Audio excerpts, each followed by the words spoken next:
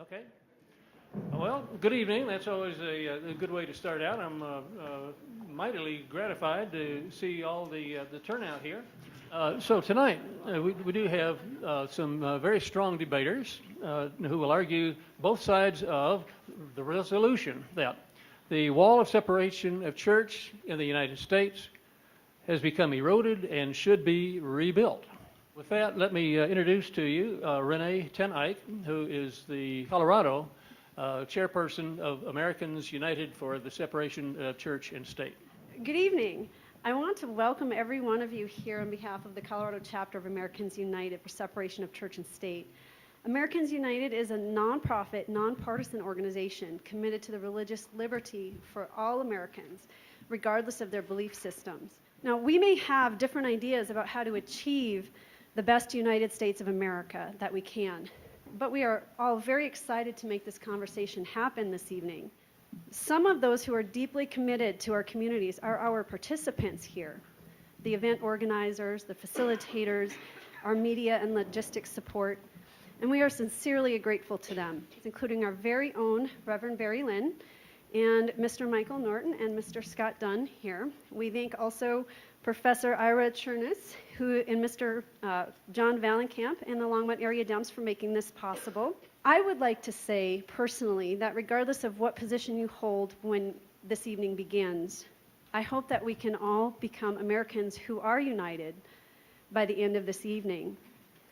Now I'd like to give a warm welcome to Professor Ira Chernus, who is from the Religious Studies Department at Colorado University Boulder. Well, you probably all aware that just this week the Supreme Court ruled 5-4 that the town of Greece, New York can open its town meetings with a prayer, even though nearly all the prayers there have contained distinctively Christian language. Whatever position you hold on this issue, you can find some support in our nation's history. So history cannot resolve this debate, but it can help inform the debate. To understand the history, you have to go back to the European Middle Ages, when the Roman Catholic Church held sway over the religious life of most all Western Europeans. And politically, each area was ruled by a single monarch. So you had one state and one church. And it made sense to talk about church-state relations, quite literally. In principle, everybody agreed that the state ruled over the affairs of this world, and the church ruled over the affairs of the soul as it headed toward the next world. But in practice, each side was really trying to extend its power over the other, church versus state. When the Protestant Reformation came along, 16th century, it denied the Catholic Church's claim to control all otherworldly affairs, but it did not challenge the basic idea that every geographical area should have one secular ruler and one established church, and the two should live side by side, each respecting the other's domain. But in fact, tensions between church and state always continued. Nearly all the European colonists who came to what would be the United States were Protestants, so they brought that Protestant view with them. Different denominations had majorities in different colonies. Each one had its own model of church-state relations, but nearly everybody assumed that it made sense for a colony to have one established church, which would have special privileges from and influence on the colony. And most of the colonies did have established churches. By the early 1700s, though, the colonies were filling up with immigrants from different places who held different religious views. So the established churches everywhere had to tolerate dissent from the official religion to a greater or lesser degree. And at the same time, the colonies were experimenting with all sorts of different political structures. So church and state were no longer monolithic entities, as they had been back in the Middle Ages. The term church was becoming a code word for religion in general, including all the different religious beliefs and practices. And the term state was a code word for many various political structures: towns, cities, counties, colonial legislatures, royal councils, whatever. Now, things got even more complicated in the 18th century because people were finding that their identity was less based in social institutions and more based on their own individual conscience. The Enlightenment philosophers taught that religion was a matter of private belief and individual relationship with God.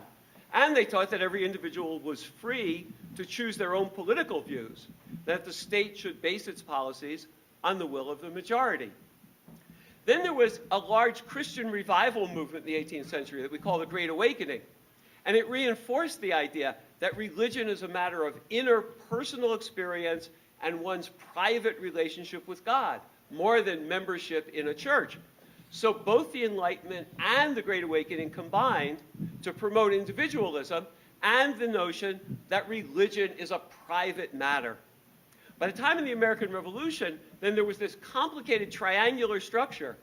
You had private individuals, you had political institutions, what we call state, and you had religious institutions, what we call church, all interacting in all sorts of ways.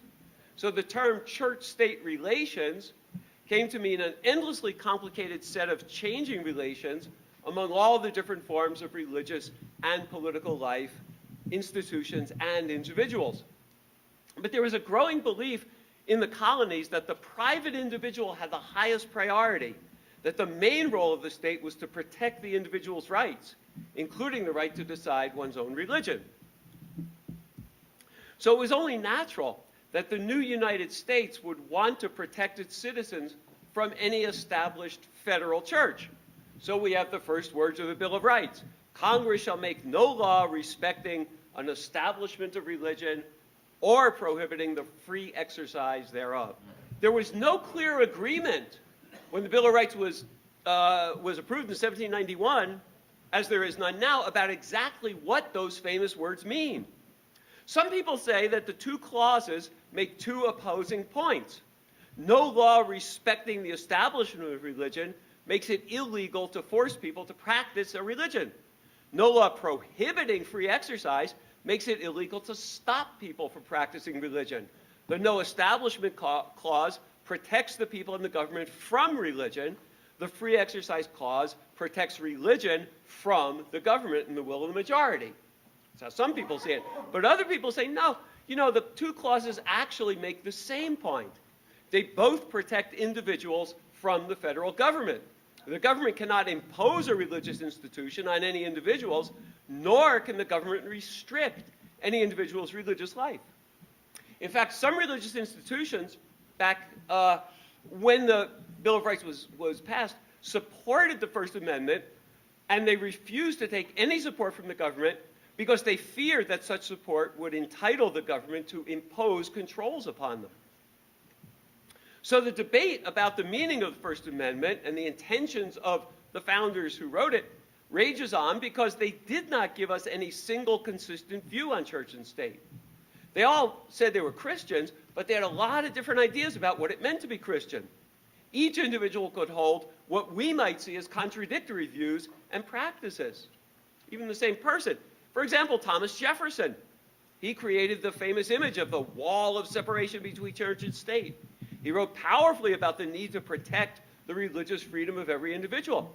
But in the Declaration of Independence, he based his whole political philosophy on the idea that all men are endowed by their Creator with certain inalienable rights. Without God, the political philosophy of the Declaration of Independence doesn't make any sense. And Jefferson was devoted to the teachings of Jesus, but only as he understood them. He created his own version of the Gospels. Right? So if we can't expect logical consistency, even from Thomas Jefferson, we certainly can't expect it from the Founding Fathers as a group. And in fact, historians say the First Amendment, as we have it, was the product of political compromise among the founders. So it may be best to see it as the beginning of a conversation or a debate about the relation of political life and religious life. And maybe many of the founders knew that all they could agree on was that we should go on debating. So the founders disagreed on what it meant to be Christian, but they all assumed that some version of what each one saw as the basics of Christianity was more or less necessary as a foundation of an orderly society. Most of them assumed that Christian values were the basis of political liberty. And even those who were wary of Christian bias would probably have agreed with Justice Anthony Kennedy, who wrote the majority opinion in the case that came down just the other day. Kennedy said, prayer is but a recognition that since this nation was founded and until the present day, many Americans deem that their own existence must be understood by precepts far beyond the authority of government, to alter or define. I think most of the founders would have agreed. So most of the founders saw no contradiction between the federal government guaranteeing freedom of religion and the states having established churches that could get special privileges from the government and provide prayers for political occasions and such. And many of the states, most of the states at the beginning did have established churches. But by the late 18th century, all the states had so much religious diversity that the power of those established churches was rapidly fading. Massachusetts was the last state to end its established church. That was in 1833. So by the 19th century, Americans did not merely believe in the right to dissent from the dominant church. They assumed that there would no longer be any dominant church. The 19th century was dominated in this country by one religious view: evangelical Christianity. Evangelicals emphasized individual experience as the basis of religion. So religion became more than ever a matter of individual choice. And that led to the creation of many new churches. But the evangelicals also strengthened the idea that all Christians share basic values in common, and that these are the core values of the American way of life. That's a view that would surface again in some 20th century Supreme Court decisions. So for evangelicals in the 19th century, the wall of separation meant that everybody is free to influence the government as much as possible according to their own version of Christian values. And everybody shares the goal of making America the kingdom of God on earth. For some evangelicals, that meant supporting causes we would probably consider liberal: free public schools and the abolition of slavery, for example.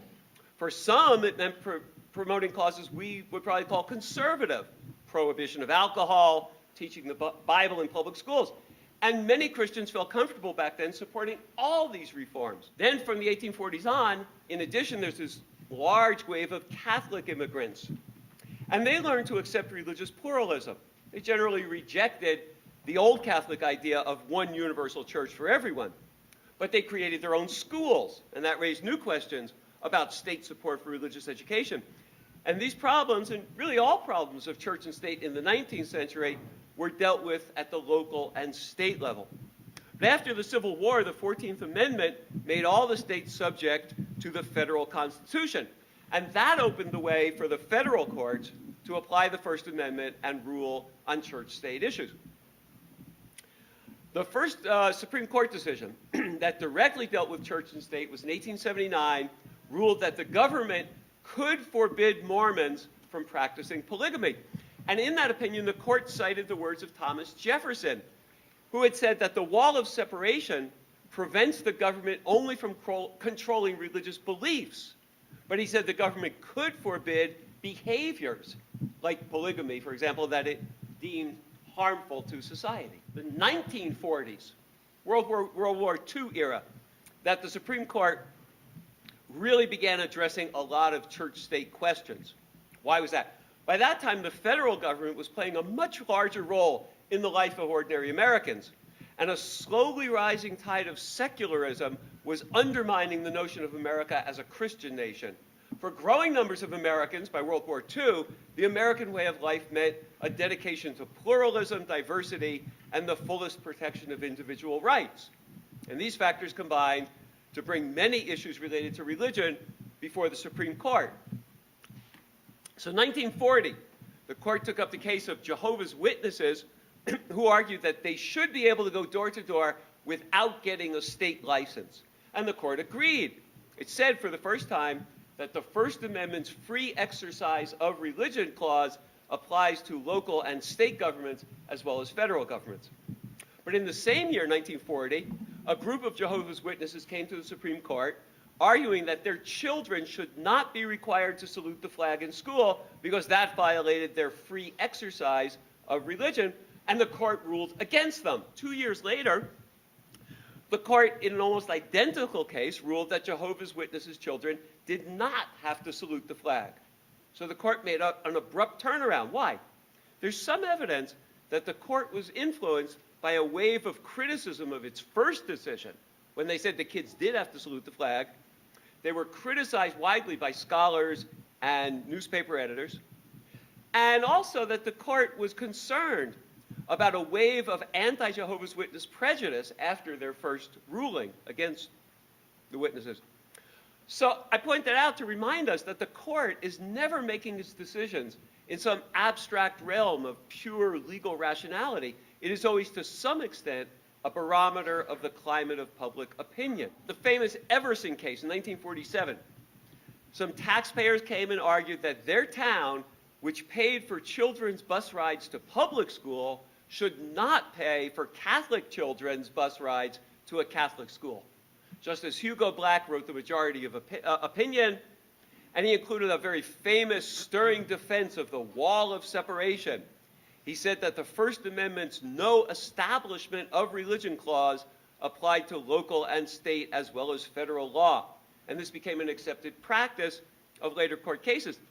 But in that case, Black and the majority decided in favor of the Catholic children getting public money, because they said it was going to them as individuals, not to the church.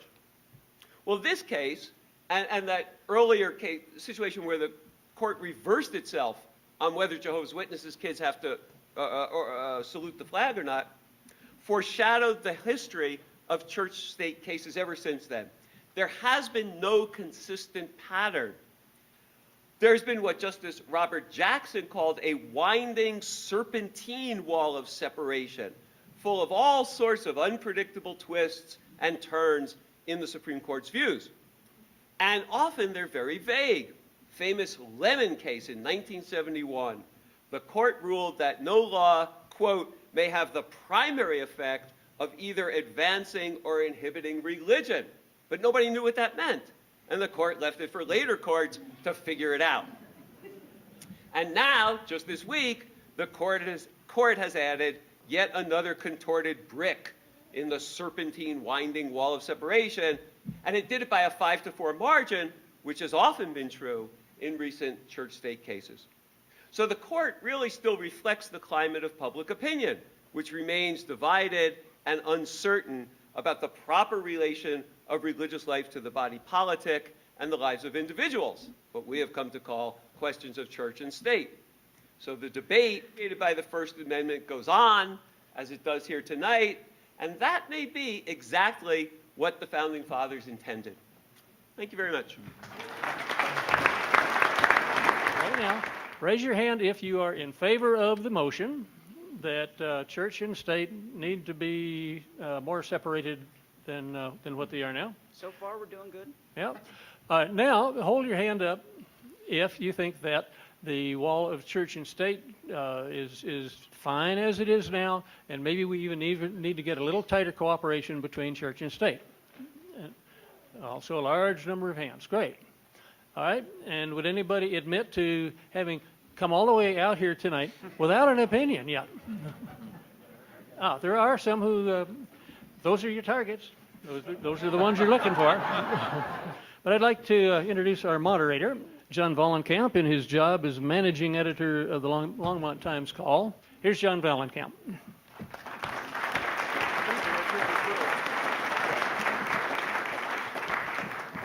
Actually, when I used to be accused of just trying to sell newspapers, I didn't know what to say. And then it dawned on me one day, it struck me that I needed to just say, yes, that's what I do. What we're here to do is to listen and learn. I'm here to learn as well. And it's going to be it's my privilege really to be up here with a panel like this. These people know a lot more about what they're talking about than I do tonight.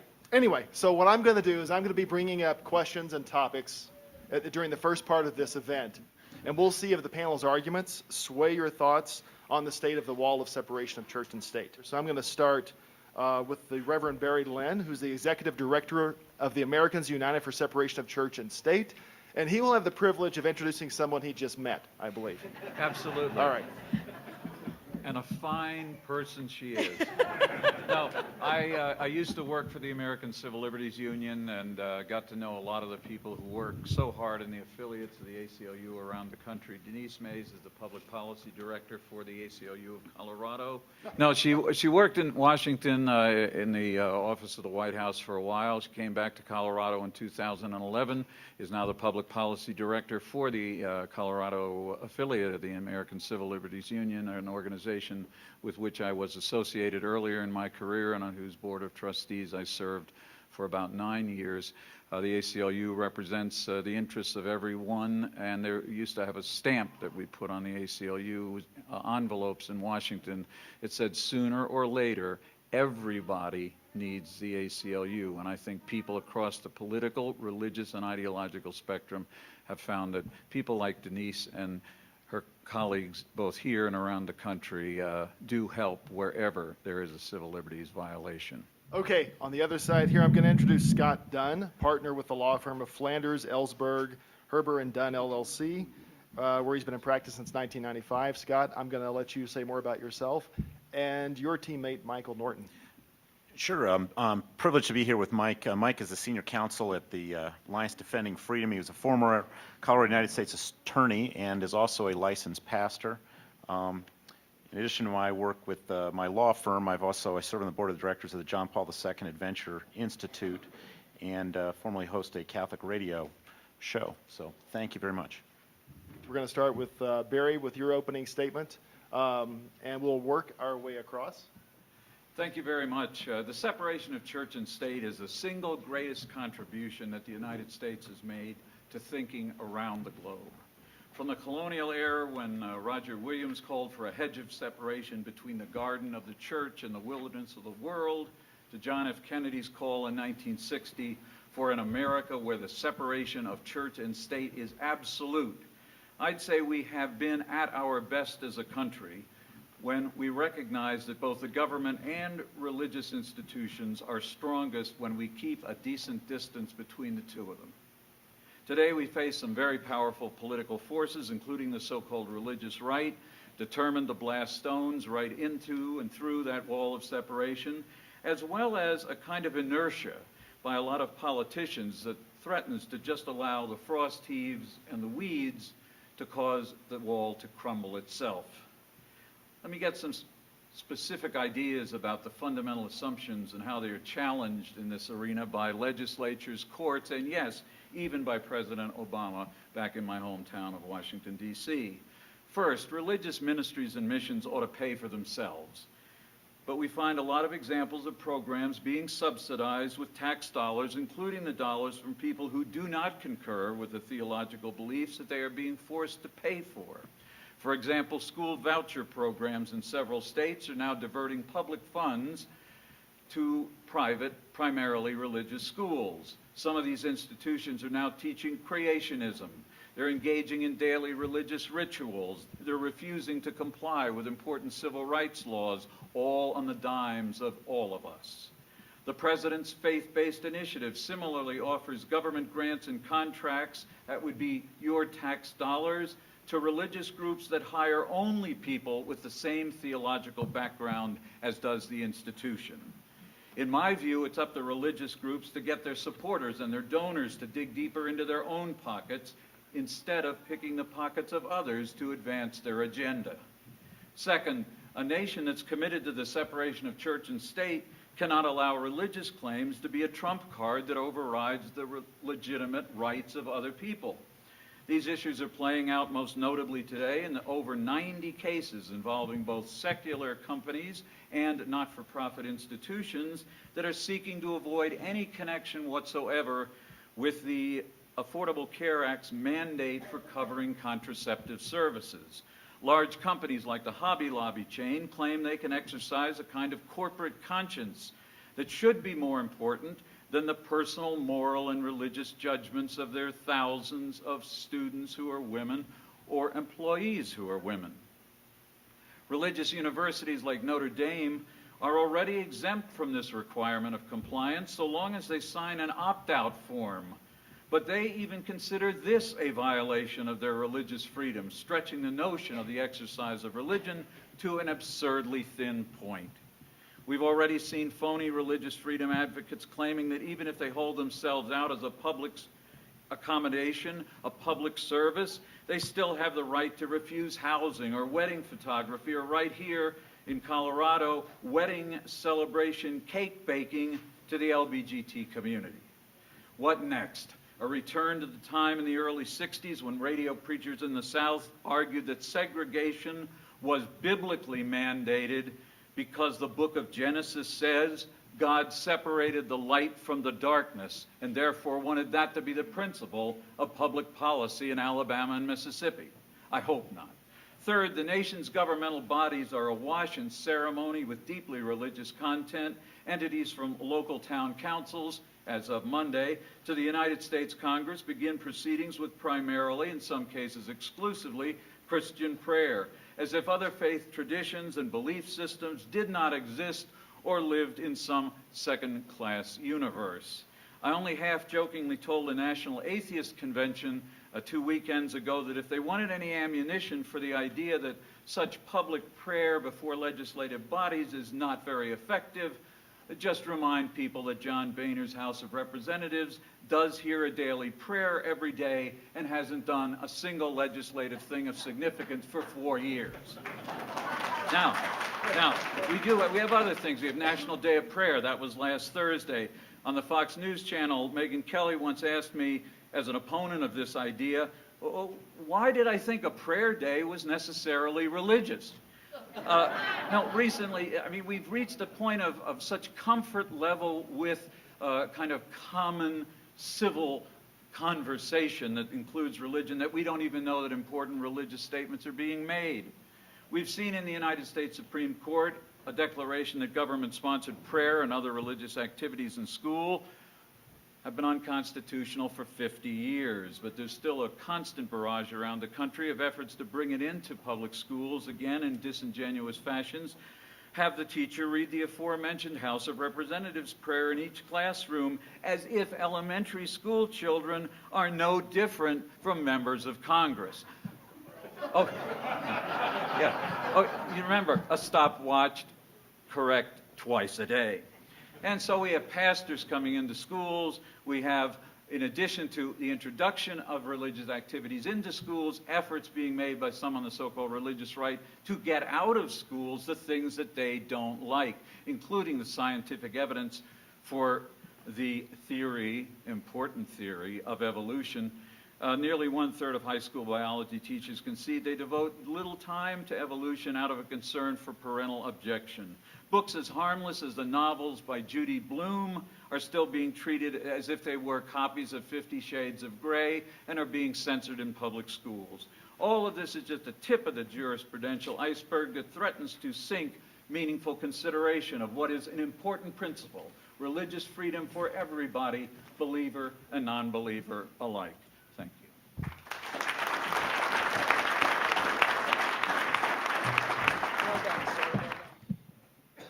It is really impossible to determine whether the so-called wall has been eroded.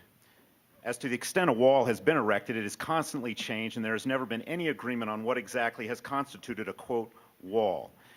The presumption at the beginning of the resolution tonight that there was some sacred fixed wall to be eroded is a presumption that should be rejected.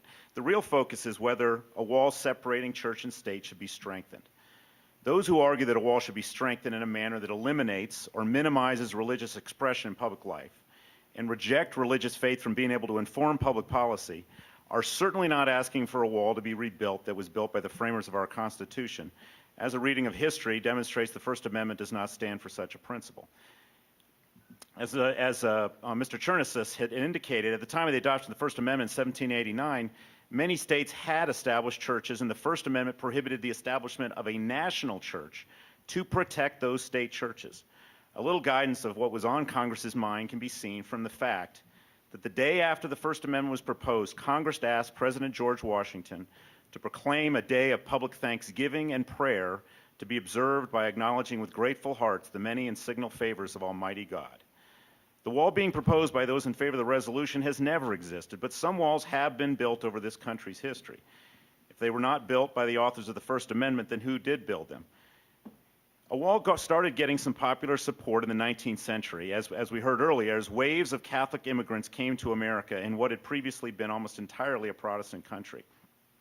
In the 19th century, there was a widespread movement to amend the U.S. Constitution to separate church and state, primarily to stop aid to Catholic schools. This did not succeed on a national basis. But not to fear, where amending the Constitution failed, the Supreme Court in 1947 just put the words wall of separation of church and state in the Constitution. An opinion authored by Hugo Black, who had made his name as an anti-Catholic senator in Alabama, former Klansman, interestingly enough, the Supreme Court using words from a letter by Thomas Jefferson, who incidentally was not even in Congress when it passed the First Amendment, enshrined in law this amorphous concept called wall of separation of church and state, which has since been used as a sword to try to eliminate religious faith from public life. This wall is no sacred principle on any firm foundation, and it's not required by the First Amendment as it was written. It's also bad policy, particularly to strengthen the manner envisioned by those in favor of the resolution. The long-term goals of the wall builders is to minimize respect for faith-based consciences that must bend to the common will and push beyond the pale those whose faith-based consciences cause them to advocate for public policy choices that differ from those of the wall builders. That this is the real goal can be seen in the Reverend Lynn's book, Piety and Politics. In the concluding chapter of his book, with the very temperate title, Saying No to Theocracy, his first citation as evidence that certain people he labels the religious right want a theocracy is that they oppose legal abortion because of their reading of the Bible, or in the case of certain Catholics, based on church teachings and papal decrees. The thought seems to be that citizens standing and fighting for the proposition that truth as created by God, as they understand such truth, should inform public policy is somehow a theocracy. By that standard, I'd like to quote a great American theocrat. A just law is a man-made moral code that squares with the moral law or the law of God. An unjust law is a code that is out of harmony with the moral law. To put it in the terms of St. Thomas Aquinas, an unjust law is a human law that is not rooted in the eternal law and the natural law. That quote came from Martin Luther King's letter from a Birmingham jail. If agreeing with Martin Luther King that our laws should square with the law of God makes me a theocrat, then at least I'm in good company. But how does that inform debate on hot-button issues today?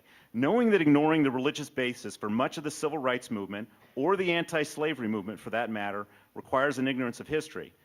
In his writings, the Reverend Lynn has argued that there is no comparison with the theocratic goals of the so-called religious right and the civil rights movement, because modern battles over curtailing legal abortion are the antithesis of the fight to win civil rights, as the fight to stop abortion is designed to curtail human rights, not expand them. The fact is, on abortion and many other issues, many people, myself included, have a different opinion on what curtails or expands human rights than the Reverend Lynn and others who want to build this wall. If certain views are to be deemed as barred by this wall because they are deemed to be curtailing human rights, then who decides what is outside the wall, and by what standard? How do the Reverend Lynn and other wall builders decide what curtails human rights, other than their consciences? And how are their consciences informed? Do they object to faith informing policy, or just faith that reaches value judgments different than their own? If our public policy is not directed by consciences, informed by an objective standard, dare I say the law of God and the eternal laws, then our laws will be nothing but reflections of our appetites. I think most of us know this, and that of all of us, Christian, Jew, Muslim, atheist, have an equal right in a representative government to work for laws that reflect the values of that eternal law as we see it. We can disagree on which values should inform our laws and public life. Debating value judgments is what representative democracy is all about. But it's time to tear down this wall, which is just being used as a sword to stamp out values that the wall builders do not agree with.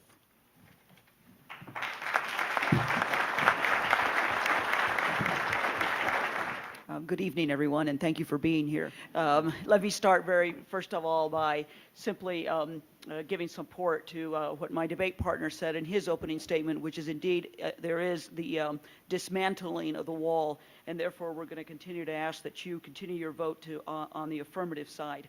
Incrementally rather than dramatically, the Justice Roberts Court is eroding the notion of a wall separating church and state and allowing much more religious involvement in government and government support for religion. In the town of Greece versus Galloway, which was touched upon earlier, the court in a 5-4 decision essentially held that there was an exception to the Establishment Clause of the First Amendment for prayers before legislative gatherings. The court's decision is inconsistent with any theory of the Establishment Clause except one that gives little meaning to the clause at all. During the years of the Rehnquist court, there were definitely 4 justices, those being Rehnquist, Scalia, Kennedy, and Thomas, who took on an accommodationist approach to the Establishment Clause and said that the government acted unconstitutionally only if it literally established a church or coerced religious participation or gave assistance that favored one religion over another. There is every reason to believe that now there are 5 justices that would take this position, with Roberts and Alito joining Scalia, Kennedy, and Thomas. Both liberal and conservatives believe that there are likely 5 justices who would completely overrule the Lemon Test that provided that the government cannot act with primary purpose or effect of advancing or inhibiting religion. But now, in almost 9 years of the Roberts Court, there has not been necessarily a sweeping revision in the law of the Establishment Clause, but rather, in every establishment law case, the court in a 5-4 decision has rejected the constitutional challenge and upheld the government's action, with Justices Scalia and Thomas always writing separately to urge an even more radical change. This pattern, of course, repeated itself in the Town of Greece case, where Justice Kennedy, writing a plurality opinion, but then we saw Scalia and Thomas, who would have gone much further in allowing involvement in government, to allowing religious involvement in government. In an opinion concurring in part, Justice Thomas, writing only for himself, reiterated his view that the Establishment Clause should not apply in state and local government at all. In a part of the opinion joined by Justice Scalia, Thomas argued that the Establishment Clause not apply to state government, and that there would only be a violation if there were actual legal coercion, not the subtle coercive pressures allegedly felt by the respondents in that particular case. And let us also be clear that the demand for neutrality among religions is not a product of the 21st century. It is not 21st century political correctness, but rather it is an 18th century view rendered no less wise by the time. George Washington, in fact, stated that religious controversies are always productive of acrimony and irreconcilable hatreds than those which spring from any other cause. In an age when almost no one in the country was not a Christian of one kind or another, Washington consistently declined to use language or imagery associated only with that of religion. Thomas Jefferson, who followed the same practice throughout his life, explained that he omitted any reference to Jesus Christ in Virginia's bill for establishing religious freedom, in order to, quote, comprehend within the mantle of the law's protection the Jew and the Gentile, the Christian and the Mohammedan, the Hindu and the infidel of every denomination. And James Madison similarly. I will conclude by making one very last and quick statement. Not long before Justice O'Connor left the bench, she declared, "At a time when we see around the world the violent consequences of the assumption of religious authority by government, Americans may count themselves fortunate. Why would we trade a system that has served us so well for one that has served others poorly?" Vote affirmative.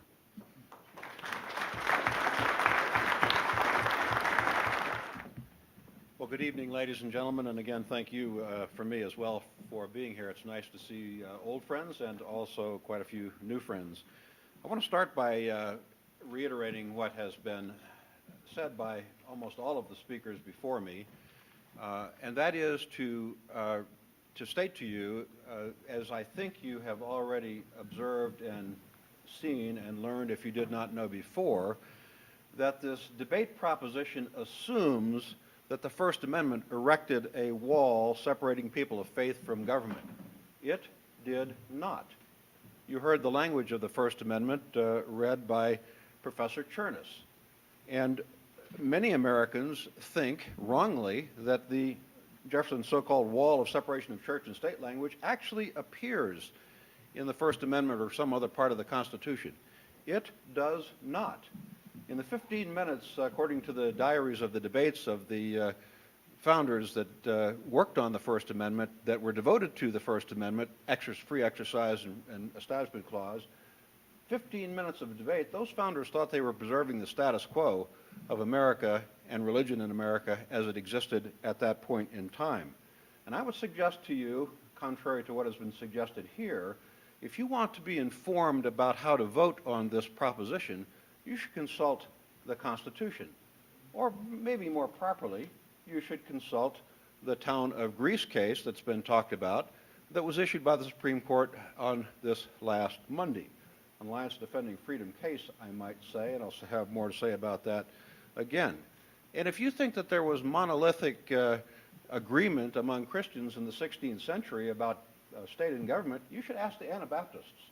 They didn't seem to think so as they were being drowned day after day, night after night, for violating the tenets of the then majority faith in their society.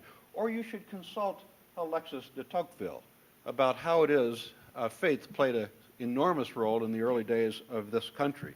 No, the founders sought to preserve the historic, yes, Christian commitment to keep government from interfering with freedom of conscience and from religious establishments, something that is worth preserving and protecting to this day.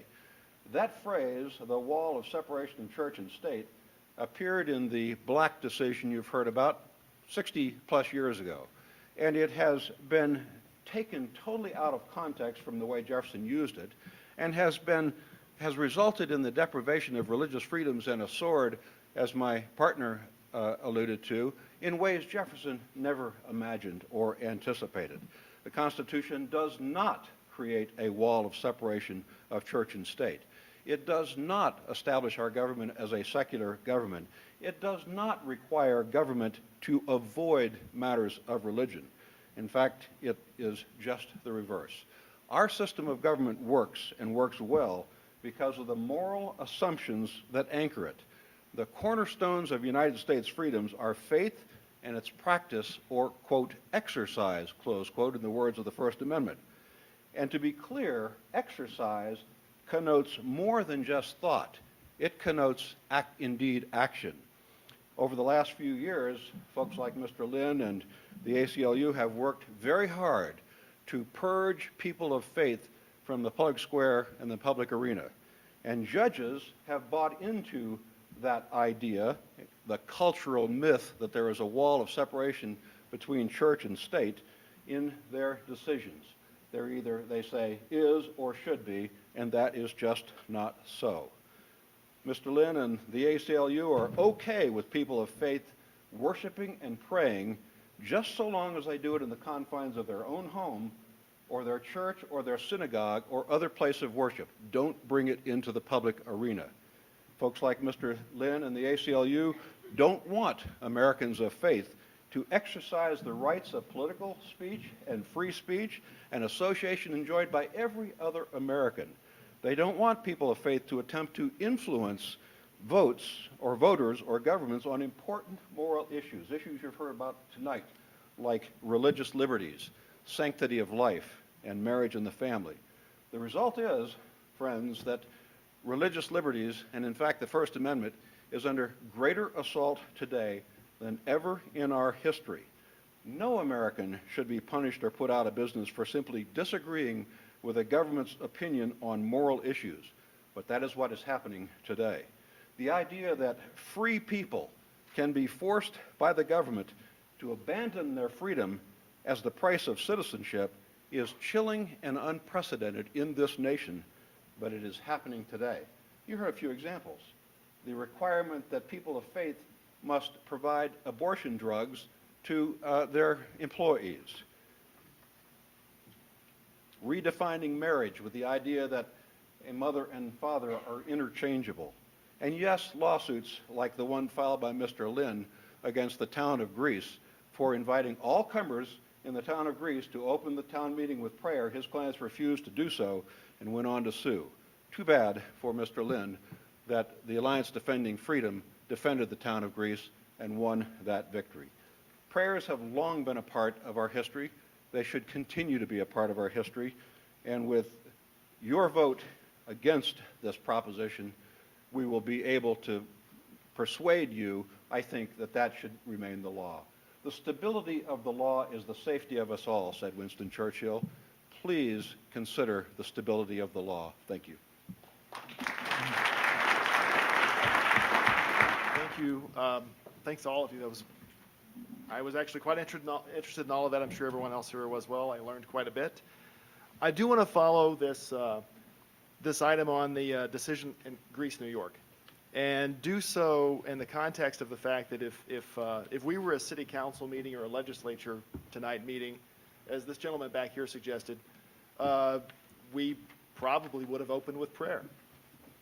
So in light of that, and looking at this Greece decision, I just want to follow this line. And Barry, if you could just right there, I'll give you 3 minutes to talk about that.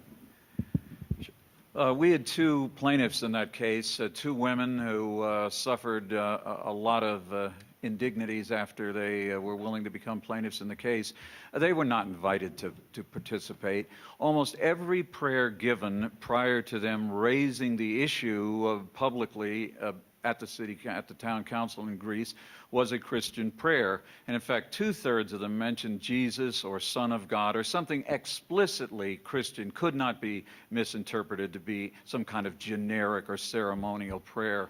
Only when Americans United for Separation of Church and State said, if you don't change this policy and truly open it to everyone or stop doing it the way it is, only then did the town of Greece somehow manage to discover, they couldn't find a rabbi, but they did find a person once described as a Jewish person who could say a prayer, someone from Baha'i, and I believe a Wiccan priestess volunteered. And as soon as the litigation was in fact filed, every one of the prayers went back to being a Christian prayer. Now, the difference between this gathering and the town of Greece is there's about 6 times more people here tonight than come to the average Greece meeting. We're concerned and are concerned that it is coercive if I am standing up, and this is kind of how it's done, a podium looking out to the audience, a Christian pastor comes out and in some cases literally doesn't just say a prayer, but says, join me in prayer. Bow your heads in prayer. Stand up and join me in prayer. Then gives a Christian prayer. And if this woman sitting in the front row happens to not really want to do that, not participate in prayer, but she's there because she wants to go 2 minutes later and ask for a new stop sign in her neighborhood. She was concerned, I might not be taken too seriously if I'm the one outlier, the one person who will not pray because I'm not comfortable saying words to a God in which I may not believe. That's coercion. It doesn't take a gun to your head to be coercive.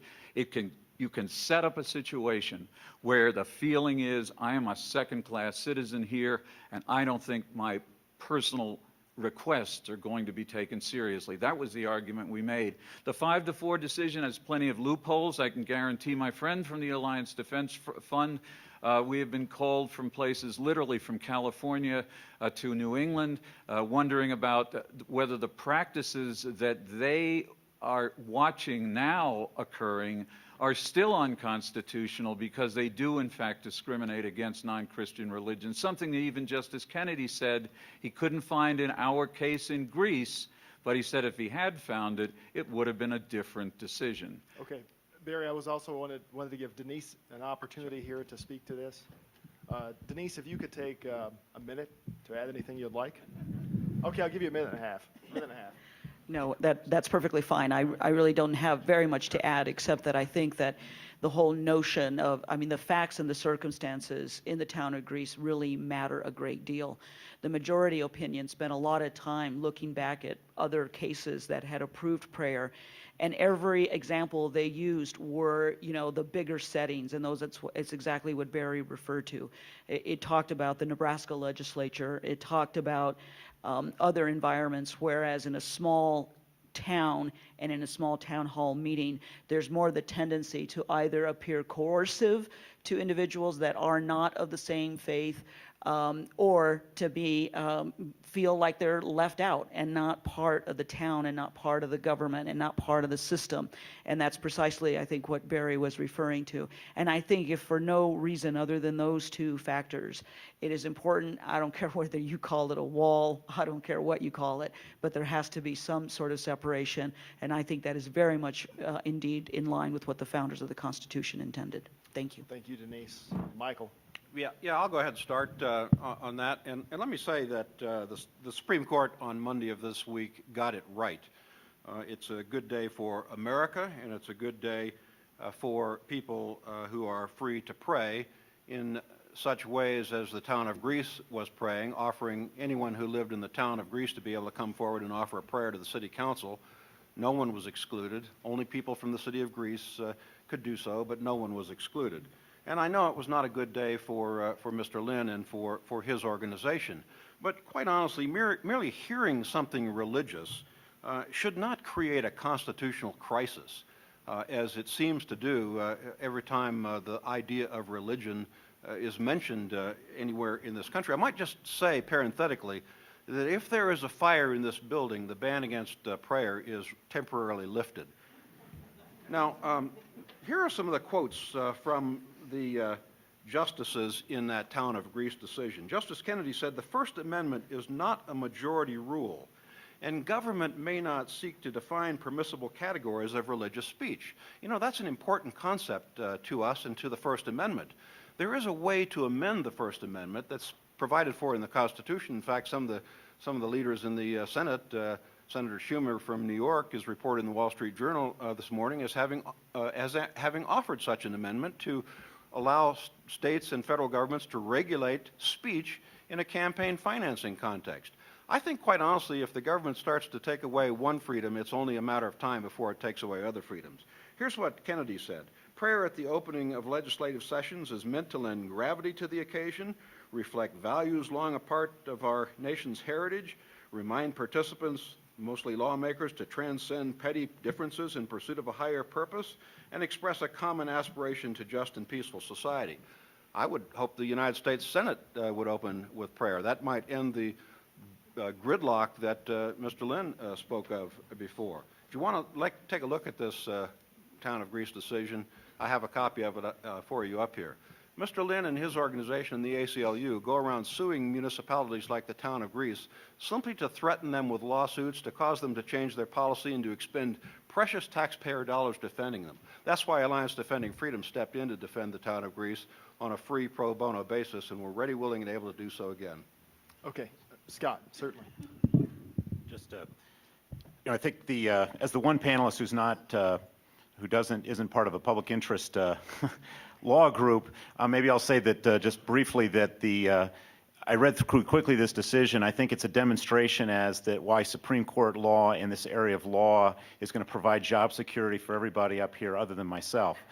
I remember when I was a first-year law student and looking at my constitutional law textbook, and I still remember there was a picture on an establishment clause about what constitutes coercion, and they had a picture of a nativity and a menorah and a Santa Claus, I believe, and then the court was parsing, was Santa Claus close enough to the nativity as to not constitute coercion?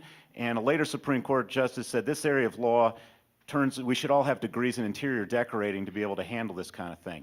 And it's probably one of the reasons why the framers didn't put this amorphous concept. I bet you everybody in this room could have a different opinion as to whether that was coercion or not that occurred in that case. And you read through them, they're so fact-based, and frankly, it's a mess. And which is why it's a matter of, it really does need to be a situation where if you don't like city councilmen that open with a prayer, then you vote for somebody else to go in there. And we need to get it out of the courts and put it back into the democratic process where if the people that are leading meetings are not reflecting you, then get somebody else in there. But I think the law in this area is so confusing. Thanks. Back to this side, some things that have been that are so common to us now that I guess we don't think about it even walking in, but the term "under God" in the Pledge of Allegiance, which was added in the 1950s, and "In God We Trust," which is on currency, and became a national motto in 1956.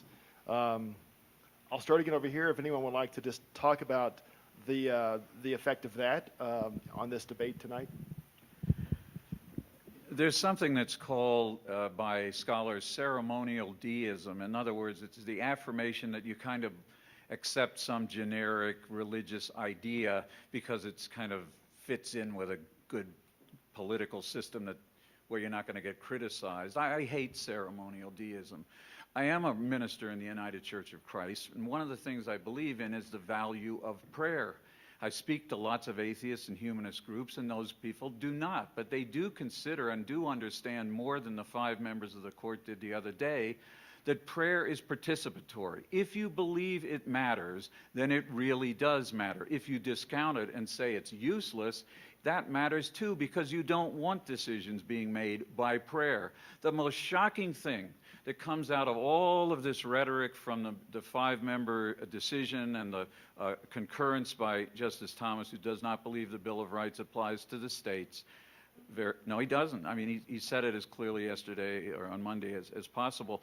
People were saying to me on television shows in the last 2 nights, finally, the members of the town of Greece are free to pray. They have always been free to pray. If they were all Christians, as they were during most of the tenure of this litigation, they could have gone into an office of one of their members and simply prayed. And perhaps, since they're Christians, they might even have taken a Bible with them, and they might have opened it to Matthew chapter 6, verse 6, where this fellow Jesus says to politicians of his day, do not pray as hypocrites in public, but go into your closet and pray privately. No one was ever stopping them or anyone else from praying.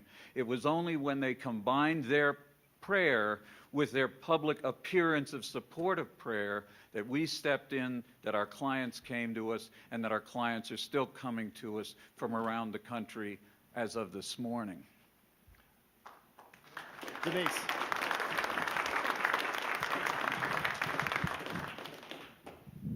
I think, again, Barry has said it very well. The only thing that I want to underscore is that I really do believe that Mr. Norton has completely mischaracterized the view of the ACLU. In fact, the ACLU we have long fought for religious freedom, as a matter of fact. So we are not going around filing lawsuits to take away religious freedom. We're very much a form believer in the First Amendment, which gives you the right to worship as you please. And what I also think is important is that there is an even more remarkable commitment that our United States Constitution grants us, and that's that regardless of how you worship, you will count as a full and equal American citizen, whether you are Christian, Jew, Muslim, or if you have no belief at all. And that is what I believe the First Amendment stands for. And the ACLU is ready and able and always will protect that vigorously. Scott, I'll let you address the original question, Okay, or you can No, comment sure. on what's been said so To far. the original question about things like In God We Trust, or on the dollar bill, or Under God and the Pledge of Allegiance, I think it's important to remember from a more fundamental standpoint, there often tend to be a tendency that if people think it's not a good idea, that therefore it must be unconstitutional. One of the things that and I'm not saying that having In God We Trust and the dollar bill is a dumb idea, but one of the things we're allowed to do as citizens in a democracy is we're allowed to do dumb things. We're allowed to do unwise things. We're allowed to do things that a lot of people disagree with. Doesn't mean it's unconstitutional. And from a constitutional standpoint, these kind of I think the Reverend Lynn had a good, whether it's public acknowledgement of a deity on In God We Trust, Under God on the Pledge of Allegiance. There's certainly nothing unconstitutional. There's nothing in our Constitution that would bar that. Now, whether it diminishes or enhances, to be honest, I think that's something that reasonable people can disagree. I certainly don't see it as something coercive, and it's not unconstitutional. To some extent, I think we get focused on that. It's a bit of a red herring because I don't think our country's going to rise or fall on whether In God We Trust is on the dollar bill. But Well, that's what I was talking about earlier when I said that the Bill of Rights and the First Amendment and the Establishment Clause are not in the hands of the majority of the people. They're specified by the Constitution. They can't be simply changed by people who think in this moment there is something different about our society today, which there really isn't, than there was 200 years ago. So that's my first observation. I'd like to correct a misstatement by Mr. Lynn, and that is about Justice Thomas's concurring opinion. He does not, and he can speak for himself on this, or you can read the opinion for yourself, but he does not disagree with the idea of the application of the Bill of Rights to the states. What he disagrees with is the idea that the Establishment Clause was incorporated into the 14th Amendment and applicable to the states. I don't know whether I agree or disagree with that, but that's his position. Now, in terms of the issues that were raised in the question, thankfully, the Supreme Court in the Greece case said that people who are claim to be offended and don't like what they hear simply don't have the right to sue for some sort of constitutional violation. And in fact, in America, we should tolerate diversity of views and opinions and beliefs, not silence them. Suing your town because you don't like something is divisive, not inclusive. I'm going to come back over here since you brought it up earlier, the Hobby Lobby case, and this gets back to the Religious Freedom Restoration Act. And would one of you like to talk more about this particular case? Who would like to start there? Okay. Some of you probably do not like a case from some years ago called Citizens United that said, not for the first time, but that very clearly that corporations have free speech rights. And I have some problems with that case as well, but I must say, at least when you talk about corporations, you do know that they speak. I mean, they do speak. That's what they call advertising. That's why they pay $1.5 million for Danica Patrick to be in a bikini during the Super Bowl in an advertisement. So we know they do that. But they do not exercise religion, and they shouldn't be granted the right to do so. There is this federal law called the Religious Freedom Restoration Act. The ACLU supported it. Americans United supported it. The Concerned Women for America and most of the conservative groups that I'm often battling supported it. Never once did anybody on the floor of the Congress say, oh yeah, this also guarantees the right to practice religion for a company that makes a pink flamingo wind chimes like Hobby Lobby or furniture like the Conestoga Wood Company. I don't think it makes sense to grant corporations the right to exercise religion if that includes not distributing, as one of the panelists said on the other side of the table, not distributing or giving contraceptives, but having a third party, that is their insurer, insure contraceptive provision. Contraceptives for women is what we would call in the law a compelling government interest. Preventative health, of which granting contraceptives is a important part of preventative health care in this United States. The women who make these choices are the actors who really matter here. They are the people who make the moral and the medical decisions for themselves. The president of Hobby Lobby, who happens to employ those thousands of women from coast to coast in America, do not have the right to exercise religion if that means they can determine what medical procedures will and will not occur for the employees that they happen to have in those stores selling those arts and crafts coast to coast. If this is permissible, then it's certainly permissible for the Jehovah's Witnesses to say we're not covering surgery because so many surgical procedures require the use of whole blood products that we oppose. Scientology-owned businesses, of which there are many, could opt out of any mental health counseling goes on in a government health care plan, Obamacare, or anything that may follow it. You cannot run a democracy, you cannot run a country, and you certainly can't run a comprehensive health care system if everyone can opt out of that and any other laws, civil rights laws, equal pay laws, where some corporate owner can say, but I have a Bible passage that says that's wrong, and my belief trumps the need for the entire rest of the country. Phyllis Schlafly, 2 weeks ago, you remember Phyllis, she fought the Equal Rights Amendment. She said the Equal Pay Act was wrong. I've heard the Equal Pay Act being described as wrong by a lot of people who claim that the reason it's wrong is because it's unbiblical. Why is it unbiblical? Because Christ is the head of the church. The husband is the head of the family. And because the husband has more responsibility, he, generally men, should be paid more than women. You can't base American constitutional law or public policy on somebody's interpretation of Holy Scripture, anyone's Holy Scripture from any holy book. You just can't do it. Denise, go ahead. Thank you. The only thing, and I'm just going to add 2 points, and I won't get into the weeds on the actual case itself because there's a lot of things to think about there. But I would simply put out to everyone here that when you hear someone talk about religious liberty in the context of Hobby Lobby or in the context of trying to, you open your doors to the public as a bakery, yet you won't bake a cake for a same-sex couple ceremony, and you call that religious liberty, I think what you need to think about is whether that's just simply an excuse to use religion to discriminate. And that's where the ACLU has always drawn the line, because once again, we're all the ACLU is very supportive of religious freedom, but not using religion as the right to discriminate.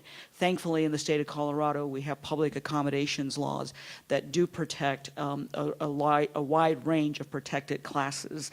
And so this sort of, I'm not going to serve you because my holy book says I can't, is not acceptable under Colorado accommodations law, and it shouldn't be acceptable in the United States Constitution either. Go ahead, Michael. Thank you. Thanks, John. Let me say, first of all, that the Hobby Lobby Conestoga wood cases that have been referred to were argued before the U.S. Supreme Court a few weeks ago, and a decision by the U.S. Supreme Court on whether or not to uphold the 10th Circuit Court of Appeals, the circuit we are in, decision in favor of Hobby Lobby's right to religious liberty and freedom, and Conestoga's rights as a company will be decided on a for-profit corporation basis. Now, this is a very technical and complex issue, and I don't want to really get too much into the weeds, but I represent a number of for-profit and not-for-profit entities, businesses, organizations, one such as Fellowship of Catholic University Students, a ministry and mission of Catholic students to college campuses and college students all over the country that is being forced against their sincere religious beliefs, if they don't get an exemption, to provide abortifacients, abortion-inducing drugs and devices, and contraceptives, very much against their historic moral, 2,000-year moral principles. Now, every case that I have done here in the state of Colorado has resulted in an injunction against the HHS mandate, we call it, and I expect, honestly, that the Supreme Court, personally, I expect that the Supreme Court will uphold the rights of both for-profit and ultimately non-profit religious organizations to not have to do that. This Religious Freedom Restoration Act that was spoken of was a Clinton administration bill. It passed the United States Senate 93-0, and the Supreme Court, I think, will see the wisdom, as it did in other cases, of allowing people of faith to opt out from things that are destructive to human life. Now, the issue of compelling government interest, I'm sorry, this is, again, a technical issue, but Mr. Lynn suggested that this was, providing abortifacients is a compelling government interest. Well, the government itself has exempted tens of millions of employers and employees from this obligation. And the courts have universally held over the years that Religious Restoration Act cases and other First Amendment cases have been decided that you can't say something is a compelling government interest if you exempt even a few people actually, but if you exempt millions and millions of people. So this is not, first of all, a compelling government interest. Most importantly, there are alternate ways of satisfying this so-called interest of the government. They could give this stuff away if they wanted to. They don't have to force an employer to sign a form that designates his or her or its insurance company as an agent for the distribution of these drugs and devices that are objectionable. That makes that company that objects on moral and faith-basis grounds a complicitor in the provision of abortifacients and contraceptives. The government could give this stuff away. They could authorize Planned Parenthood to give it away. They could do all kinds of things to satisfy what they think is the need to provide American people, which is not even, there's no demonstrable evidence that that's either needed or be effective in our society. So it's just not a good idea. John, could I ask Michael a question? Sure. You may. This is really a question. I mean, it is my understanding that the vast majority of people who do obstetrics and gynecology in this country would disagree with your assumption that many of these forms of birth control are abortifacients. That would mean inducing abortion. The generally reflected scientific evidence, and it could be wrong, of course, anything could be wrong, is that these do not induce abortion. And if you are so concerned, John, Michael, about this, you can't sign a form, a 600-word form, because that will make you complicit in it and somebody else ought to give it. That's essentially what this form does. It says, we're not going to do this if we're a Catholic university like Notre Dame. We're not going to do it. We're going to have a third party do it free. The federal government will, in fact, provide that service free. How in the world is that a violation of the exercise of religion when you simply sign a statement that says, I refuse to do this, someone else is going to have to do it, I wash my hands of it? In Notre Dame, we represent 3 women graduate students. The judges who've looked at this case so far have almost laughed at that argument, at the tenuousness of that argument. Explain to me, how is it religious freedom to say, I won't sign a paper because I don't want to participate in my insurance company giving. Someone else has to give those contraceptives. A third party has to do it. I wash my hands of it. How is that a violation of Notre Dame's or any of your clients' religious freedom? I think there were 2 questions there. One had to do with how is signing a form a violation? What was the first question you posed? Well, the first is and how is it an abortifacient? How is it abortifacient? You know, Okay. people can believe anything they want in this country. Well, let me start by answering the abortifacients first are not. question that you asked. I'm sorry. Yeah, I was going to say, go ahead. Your turn. Let me start by answering the first question. Every reputable medical textbook that is used in medical schools in the country defines the beginning of life at conception. Life begins at conception. People could disagree about when a woman becomes pregnant, but life begins at conception. And these drugs, even the FDA labeling for these drugs, specify, Food and Drug Administration labeling for these drugs, specify, provide, warn that some of these drugs will destroy a fertilized egg. In other words, a conceived human life. Others of the warnings say that some of these drugs and devices, like intrauterine devices, will destroy a fertilized egg even after it has implanted in the womb. So people of faith just think that you're flat wrong on that, Barry. I know you've heard this, and I know I'm not going to persuade you. Now, in terms of the form itself, the form doesn't simply say we don't want to provide abortifacients to our employees. That's not what it says.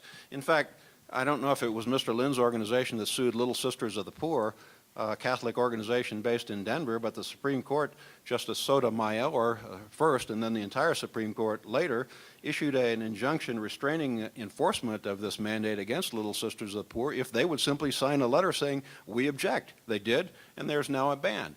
What is wrong with this form is that it delegates as a legal document the obligation to comply with the mandate to the company's insurer.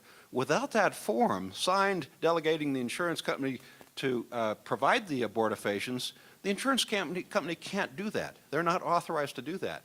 So there is complicity, as the organizations see it, and I think correctly so, for involvement in the plan.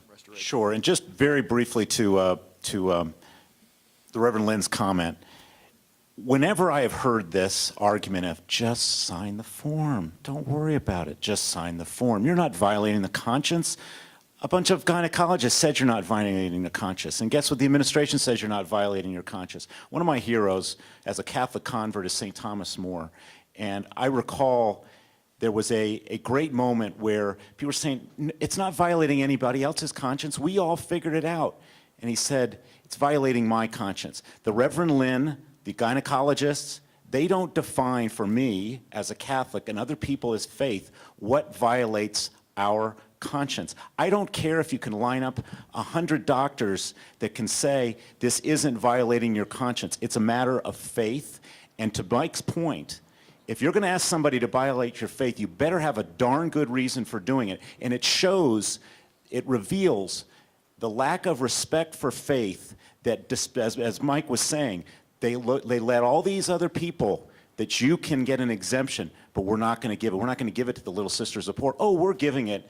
Just sign this. Just sign this form, and you'll be fine. You're not violating your conscience. I say that's a bunch of baloney, and they do not define what will violate a person of faith's conscience. There are a couple of follow-ups on some of the questions that were already asked. I've got a few of those, and to our panel here. These relate, just so you know, these relate to Hobby Lobby and to Jehovah's Witnesses. And then another question here gets to school vouchers, which I know we didn't touch on. So we'll give you a little bit more time on that. And then I would like to end with a different question directed to each side of our panel here.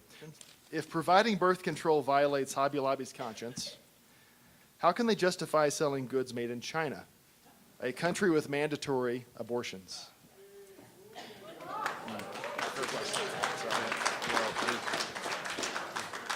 Yeah, the answer is I don't know. You'll have to ask Hobby Lobby. Okay. Thank you for keeping it to a minute or less. Scott, did you want to take that? No, I think that's fine. Easy target. Did you want to say anything? Well, it's such a good question, and I also, there's two variations on the question. How can Hobby Lobby, if it wants to be so pure and reach so far so as not to do the wrong thing, why does their pension plan invest in the very pharmaceutical companies that are making some of the contraceptives that they now claim cause abortions and are sinful? And oh wait, and why did they, in their former plan, before the Affordable Care Act was even passed, why did they cover some of the very same contraceptives? When asked, they said, I just don't, we don't remember hearing that this was controversial, the morning after pill. I was doing talk radio with Oliver North at that time. We talked about it incessantly, all the time. You couldn't not have known that those drugs existed and that they were creating the same controversy. I rarely say of anybody, I just don't buy the sincerity of your belief. I usually accept the sincerity of their belief and then move on from there. With Hobby Lobby folks, I question their sincerity. I hope that the sincerity of my beliefs is not always judged by my imperfections. I'm sure that the owners of Hobby Lobby would admit are imperfect people, and I'm not here to justify them as perfect people. But if we are going to say that your conscience is not respected under the law, if you've not lived up to all your religious aspirations, I think we're all in big trouble.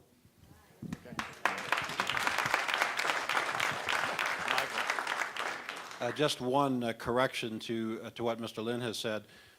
Neither the government, the United States of America, first of all, this provision of contraceptives didn't become a crisis until the government started to force people to provide them.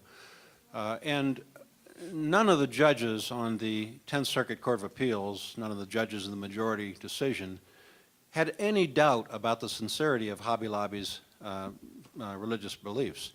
Moreover, the government itself, through the Justice Department that was representing all of the defendants in the case, not only did not question the sincerity, but conceded that the religious beliefs were sincere.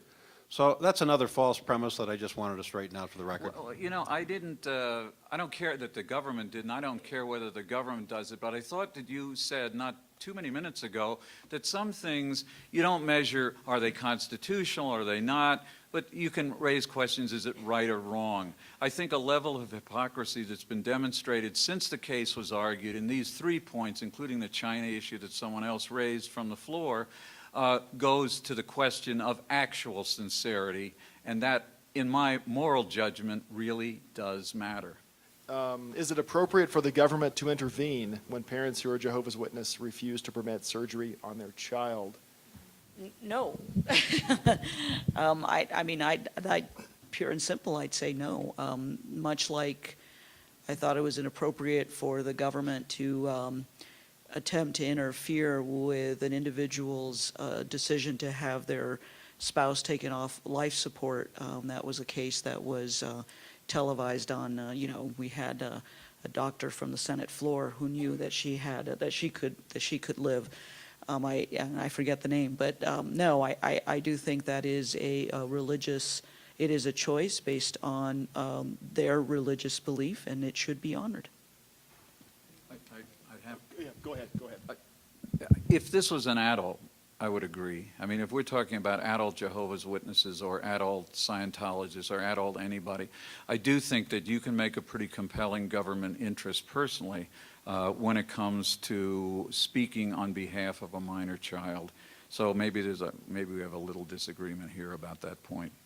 I could be persuaded.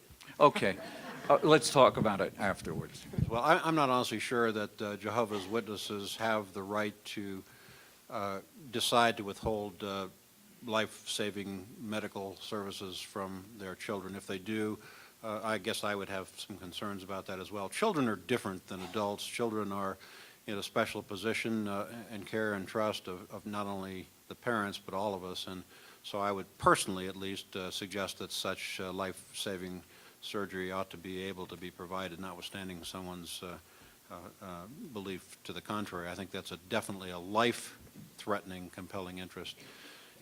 The idea of end-of-life support that was just raised, not really in our debate, but that's also a very, very serious issue, especially for those of us that are advancing in years.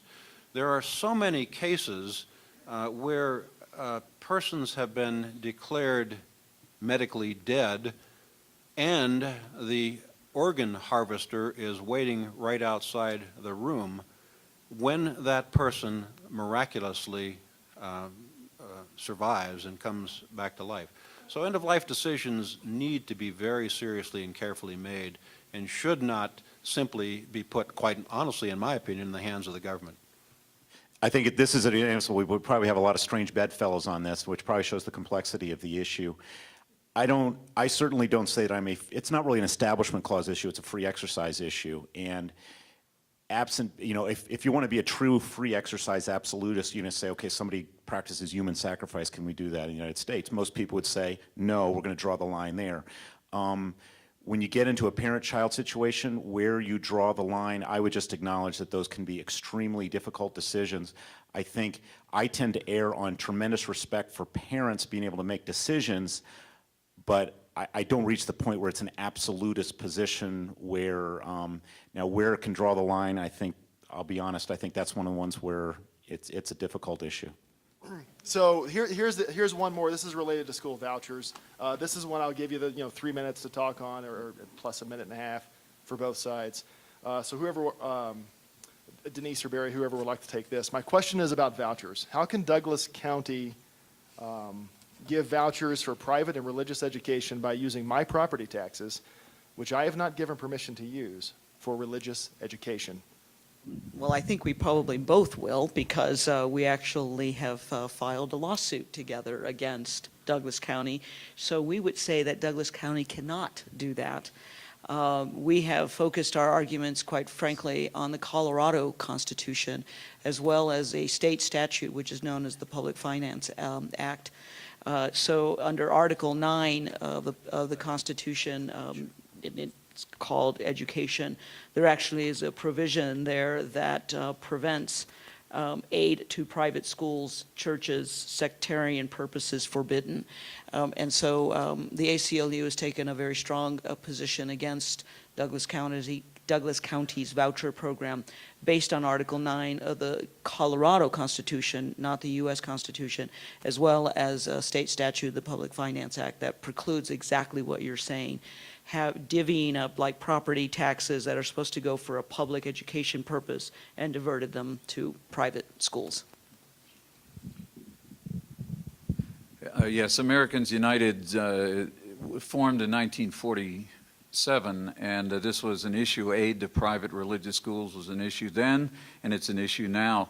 Ironically, one of the few people who was very clear about this in the middle of this history of the debate of church-state separation was President Ulysses S. Grant, not generally considered the high point of church-state separation, but he was concerned about the prevalence of Protestant religious worship in public schools, and suggested that the answer was to remove it from public schools, and in a similar vein, not to allow the diversion of any funds for Catholic private schools. So he did really want government neutrality, not hostility, just believing that it was up to the parents, the church, to make religious education decisions, not up to the government, whether they were Protestant or Catholic. The vouchers come up in all kinds of places in all states in the United States. Louisiana was going to introduce a big new expanded program until they discovered that one of the schools that would be receiving funds was teaching not just that evolution was false, but that creationism is true and that dinosaurs and people lived together throughout history and still do, proving to the point that they still do a grainy black and white photograph of the Loch Ness Monster. I am not making this up. In Tennessee, the proponent of a Tennessee expanded voucher program said, I want this. This is going to help our private schools. And somebody said, well, most of them are going to be religious schools. He said, that's no problem. Somebody one night said that also means Islamic religious schools. The next day he withdrew the bill. See, sometimes people just don't get it because there is this Christian triumphalism, sadly, in this country. And I say that as a Christian, where a lot of people say, well, we're right.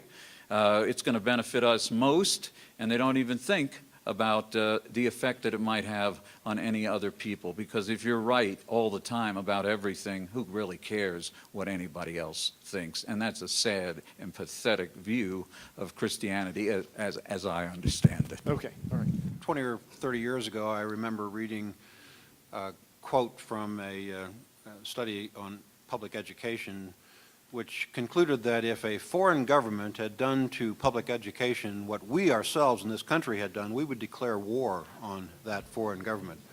I don't think public education has improved all that much in recent years, and there are very valid studies from around the country that show choice in education, whether it's charter schools or voucher programs, frankly help minorities and poor more than any other segment of our society.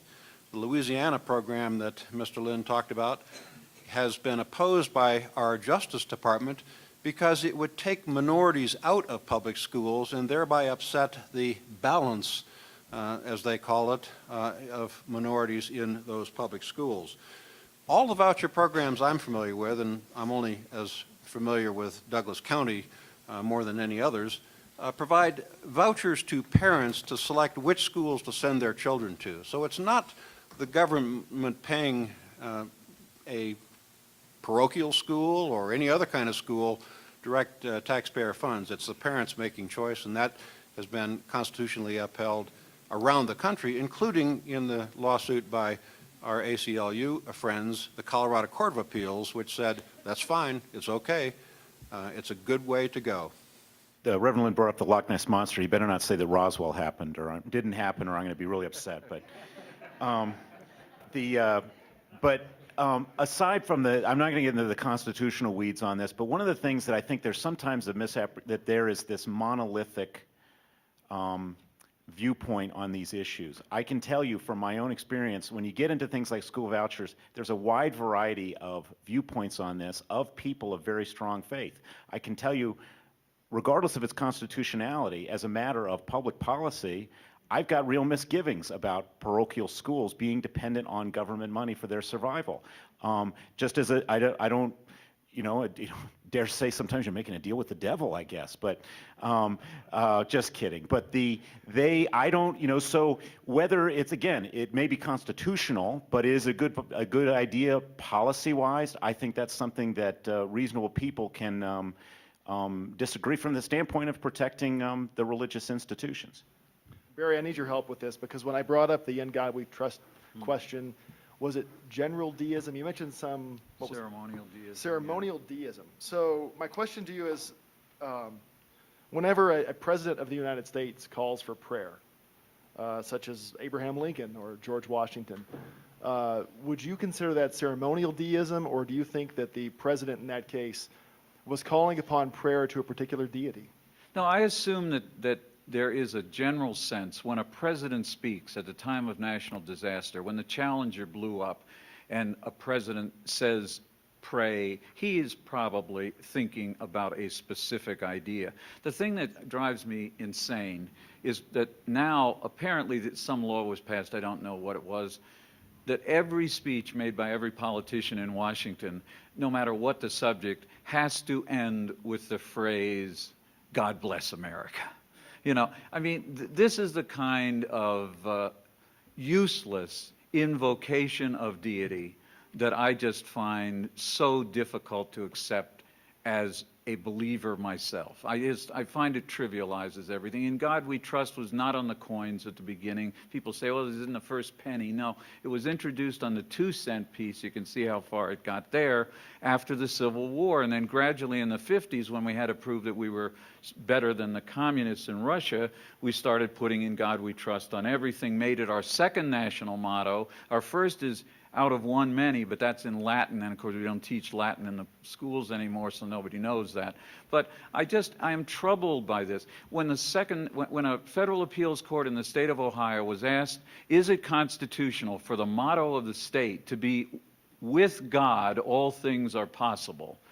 The majority of the appeals court said no problem there, and the explanation was because it has lost its religious significance. So the next day in the paper, all my friends in religious right legal groups, oh, this is a great decision. How is it a great decision if a phrase that says, with God, the deity we believe in, all things can happen, is viewed as meaningless by a federal court? I don't think that's a good trajectory for sincere and genuine religion. And sometimes, it just seems like that's been lost in this whole debate. Religion matters. That's why we're having this fight today, the same fight we had 207 years ago, because it matters to people. Whether you accept it or reject it, it's a really big deal, and I wish politicians would take it at least as seriously. The question over here, earlier you mentioned something about, you mentioned that there was no wall mentioned in the Constitution, and therefore,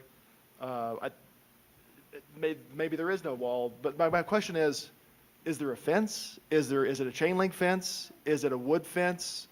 Is it just a line, like one of these lines on the floor? What is it? If it's not a wall of separation, what is it?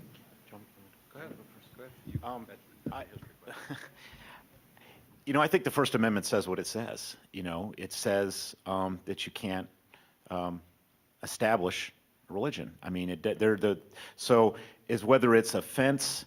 And the thing is, again, to the question, is it a fence? Is it a chain link fence? I mean, to my point earlier, that it is a concept that is very difficult to get one's arms around, which is why, from the standpoint of trying to dictate national legal policy from it, it's all over the map. I think in the introductory remarks by Professor Turnus, indicated, that these decisions over time have been really all over the map, depending on the particular justices that happen to be there. And, I remember I remember it wasn't that long ago I was in law school, but 25 years or so. I started law school, I had this image that the Supreme Court were these guys that were 10 feet tall, and by the end of my first year of law school, they'd gotten about 3 feet tall. And I think all of us, Reverend Lynn mentioned Citizens United, that sends chills under, why don't we talk about Plessy v. Ferguson? Why don't we talk about Dred Scott? Guess what? The Supreme Court can get it wrong. And they got it wrong with this, and we're trying to mold it into something that makes sense, and it never will. We got to stick with the original words, and once we get beyond that, and we get into not getting into constitutional, unconstitutional on the wall, we can debate what is the proper relationship, and I think that's a healthy debate to have. But no, I don't think there's any fence. There's nothing in the Constitution other than what it says. Okay, Michael. Yeah, I'm in agreement with what Scott said. There are all kinds of really good books on the history of the Establishment Clause and the Free Exercise Clause. Actually, Justice Alito, in his concurring opinion in the town of Greece, mentions one. Bamberger, is that it? Hamburger. Yeah, I was looking for it in a Hamburger. I can't find it, but it's in here somewhere, and I'll be glad to look for it and get it to anyone that wants to look at it. But the wall of separation, the so-called wall of separation, is, as I said, a cultural myth invented by a justice of the Supreme Court, described to you by Scott 60 or so years ago, to establish the secularism of this government and to keep and purge people of faith out of the public arena. That's all it does. And it's just not there, and it shouldn't be there. Okay, our closing statements will be three minutes each, which means look up about 2 minutes in. I'll be waving at you. And I'm actually going to be a lot shorter than 3 minutes because I think the comments can be summarized relatively simply. And I think it is this, that the Establishment Clause of the First Amendment means much more than the government coercing its citizens to adhere to one faith.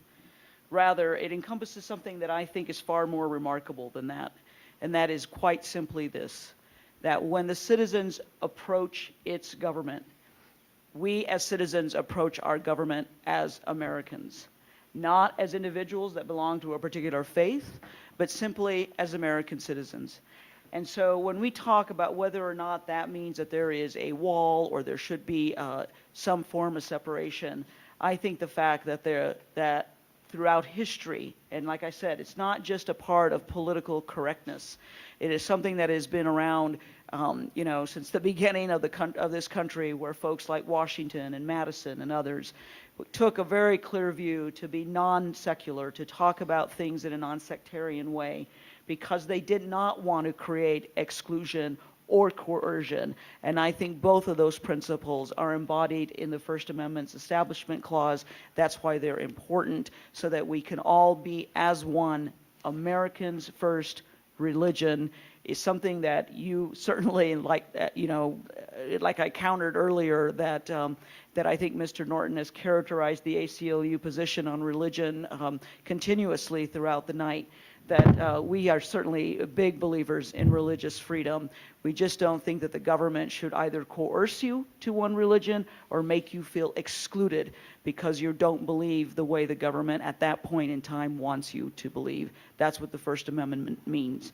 And, I'll use this wonderful, I thought a good quote from John Kennedy, when he stated, "I believe in an America that is officially neither Catholic, Protestant, nor Jewish, where no public official either requests or accepts instructions on public policy from the Pope, the National Council of Churches, or any other ecclesiastical source. No religious body seeks to impose its will directly or indirectly upon the general populace or the public acts of its officials, and where religious liberty is so indivisible that an act against one church is treated as an act against all." Thank you.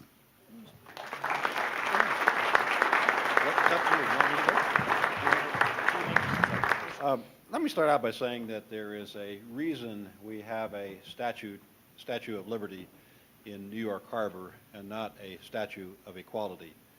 Liberty is viewed and was viewed, and still I believe should be viewed, as the foundational principle of our society.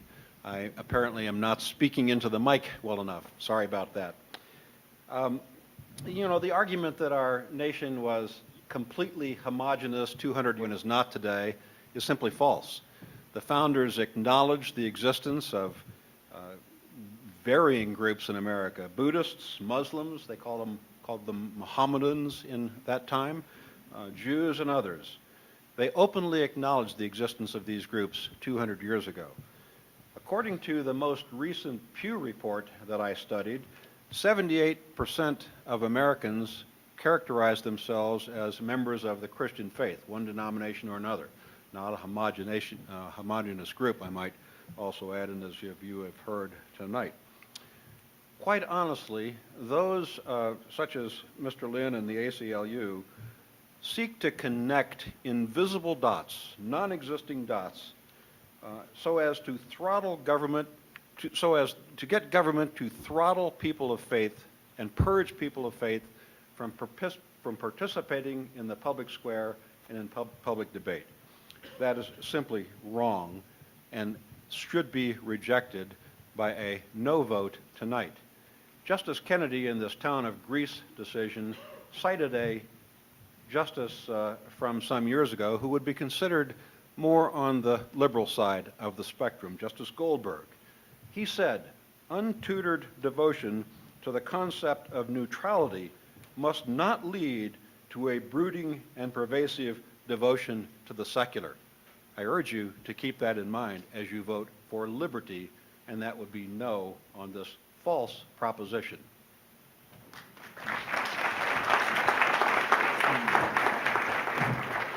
I thought we'd be hearing more tonight about this, what we've just heard again. Do I want to purge Christians from political debate? Of course not. I don't want that to happen at all. Faith can inform political views. They inform all of our political views one way or another, no matter what faith, if any, we possess. The point is, when it comes to making public policy, politicians need to follow the Constitution and not their Holy Scripture. And that's an important distinction. I was on the Megyn Kelly show on Fox the other night. We were having an argument about history. What did history matter in these debates like the one that was resolved in the Greece case? I think history is important, and I think historical principles are important, and historical truths are important. But I don't think that the process of what was happening 205 years ago sets out the parameters of everything that can happen today, because guess what? We've had 2 centuries of growth, and I'd like to say even of evolution of thinking about what this country is all about, liberty and equality. In 1797, the Senate passed a Treaty of Tripoli that said, among other things, this government is not in any sense founded on the Christian religion. Passed, I think, unanimously. It certainly wouldn't today. That's a sad piece of history, but we know that it wasn't a Christian nation because the Senate itself understood it. And when Congress was considering what that First Amendment should be to send it out to the states for ratification, it said Congress shall make no law respecting an establishment of religion. That's a very broad term. It's been criticized. It's so broad we don't understand it. It's broad because it was intended to be interpreted. It was intended to reflect what a constitution is if it works, something that lives and grows and doesn't die on the basis of what was said when it was written the first time. When there are these majestic generalities, that's what courts are involved in explicating, to explain what that means. The Congress that did pass that out to the states for ratification rejected an earlier formulation that had come out of committee that said the government shall not establish a national religion. That was too constrained. That's not what this is all about. And I think it's very important that we recognize when Congress wants to be specific, they could be. You have to be 25 to be in the House of Representatives. It doesn't say, I have to be kind of mature to be there. When it wants to be broad and all-encompassing, so it can grow as this one has lived for 200 years, then they wrote it in those majestic generalities. But I am glad, Scott, that you said that the Supreme Court of the United States can be wrong. And they were on Monday. Thank you very much.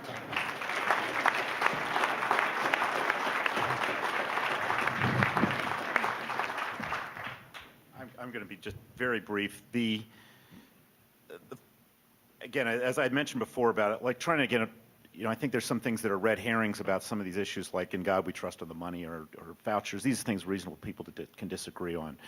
The fundamental issue is how our values inform public policy.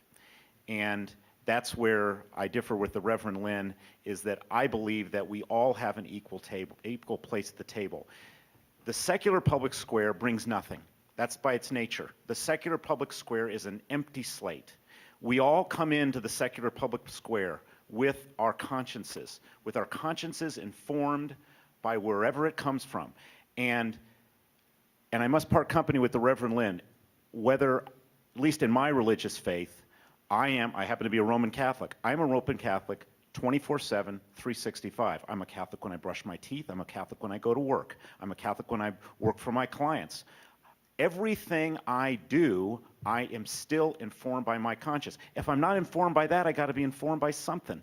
So what is it? So I challenge, when we are challenging that you must check that faith at the door, and somehow you are now going to enter secular rationalizations for what you're doing, your values are still informed by something.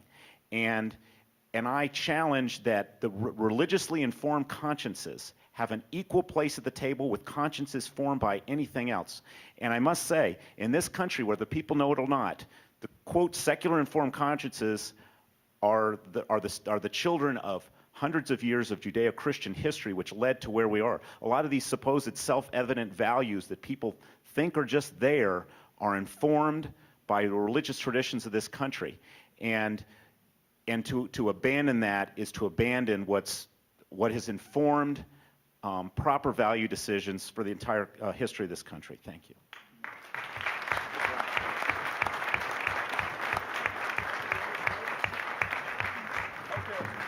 We can't let you leave until we force you to raise your hands one more time, so I'm going to leave this to Richard because he's got this mathematical mind, so he's going to be able to tell exactly what happened here tonight.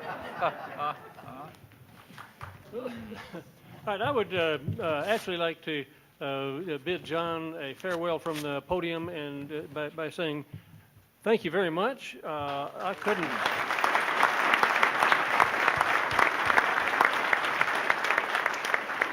I know he has some leanings, but I could not detect them, and I hope that our panelists on both hands feel that they have been treated fairly by the moderator. I quite admire the job that you did. All right, time for the poll, and rather than try to count all these hands, what I'm going to ask you to do is remember which hand you stuck up earlier in the evening. And now, those of you who stuck your hand up for the proposition saying that the wall separating church and state should be strengthened, if you had your hand up saying yes to that, but you changed your mind as a result of the excellent presentations over here by Michael and Scott, hold your hand up now.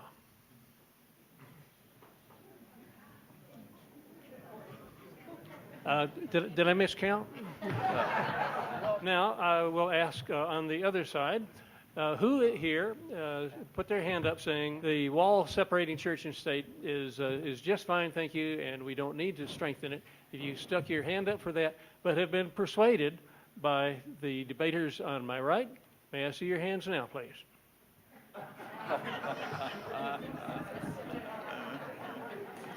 Nobody was listening tonight. I would ask personally for each of you to evaluate if you receive something valuable from each side that you can take home with you. I think that's more important. Yeah, I did. Yeah, there was one more category, Richard. Yes. Those who had not. And it has been brought to my attention, thank you, that there's one more category. If you stuck your hand up saying, I'm not ready to hold my hand up, but now I'm ready to hold my hand up. Now, if you were in that category and have been persuaded by the debaters on my right, bring your hand up now. Oh, we got three, I think. All right, if you were in the undecided category and found yourself persuaded by Messrs. Norton and Dunn, now hold up your hand. Three. Oh, it's a tie. All right. It's a tie. Great place to How in the world did you arrange that? At least the Supreme Court was 5-4. Do you think we could get that? Yeah, you think we have 5 to 4 here. Thank you, Mike. Clearly, religion is of interest. It brought out quite a large crowd. I can think of two other things that might possibly bring out such a large crowd for in a later debate. One would be sports, and another would be sex, of course. And I thank you, Barry, for suggesting, whether you knew it or not, that the next debate will be about sex, and I expect to have Danica Patrick as a panelist. But it also brought to mind a commonality, interaction amongst the government and religion and sex, and that is that the government should not intrude on either the sanctuary nor the bedroom. Similarly, neither sex nor religion should be coerced nor performed in public. This is the Longmont Area Democrats monthly meeting. Our next one is going to be on June 4th, Wednesday, at the Front Range Community College. And Robert Reich's powerful documentary entitled Inequality for All is going to be shown there. So look at longmontdems.org website. There's literature on both of these organizations on the back tables. And it is now time to repair to the informal aspect of this, which is at the bar. It's Mayor Coombs in the audience. It's his bar. And it's at 6th and Main. You can see the map there, and it's the Pump House is the name of the bar, and we're in the red zone on the east side there. thank you all for coming. This has been just wonderful.